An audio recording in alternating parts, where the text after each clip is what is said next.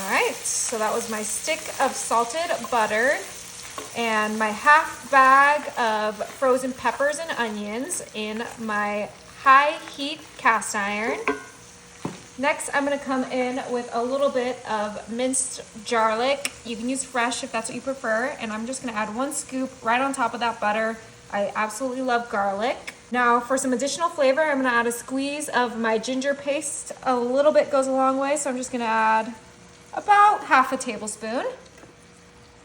Go right back in and make sure we get these bell peppers and onions sauteed. We get that butter melted, that garlic and ginger nicely blended in with this delicious, easy one-pan dinner. All right, this looks absolutely delicious. Now we're gonna bring in our protein, which is our raw shrimp. And we're gonna go ahead and use this whole bag right in our pot. Now the temperature is going to drop, but that's okay. We're gonna go ahead and kind of lay these flat here for a second and then grab our sauce. And today we are doing some barbecue shrimp. So I have my favorite barbecue sauce and we're gonna use this whole jar. That was a big bag of shrimp, so we gotta make sure we add enough of our sauce so that we get a tasty barbecue shrimp dinner. Okay, that looks absolutely delicious. Now for seasoning, we're gonna do a little bit of black pepper, but you can season this however you like. Just, oh, that looks like plenty. We're gonna do a little bit of onion powder, complement those onions that we put in there. And then lastly, this is optional, but we're gonna add some red pepper. I like a little heat with mine. You can also use a more heat barbecue sauce if that's what you prefer.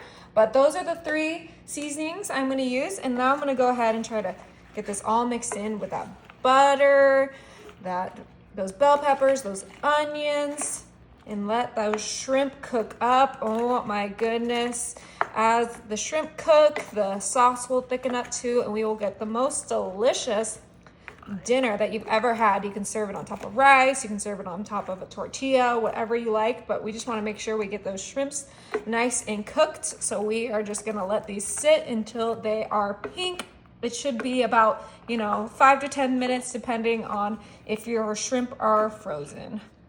Okay, I think that looks well mixed, so let's go ahead and let this sit. Our shrimp is ready. Look how delicious it looks. Oh my goodness. Okay. Smells delicious. Wow. I really wish I had some rice to top this on, but you know what? We're just gonna go for it. We're gonna go ahead and grab a good spoonful. Oh, look, I used the little mini shrimps too. Looks so good. Yummy. Okay. Get a bell pepper and a shrimp and give it a try. It looks hot, so make sure you blow on it. Oh yeah, of course. Look at that, it's steaming. Doesn't even want to stay on my fork.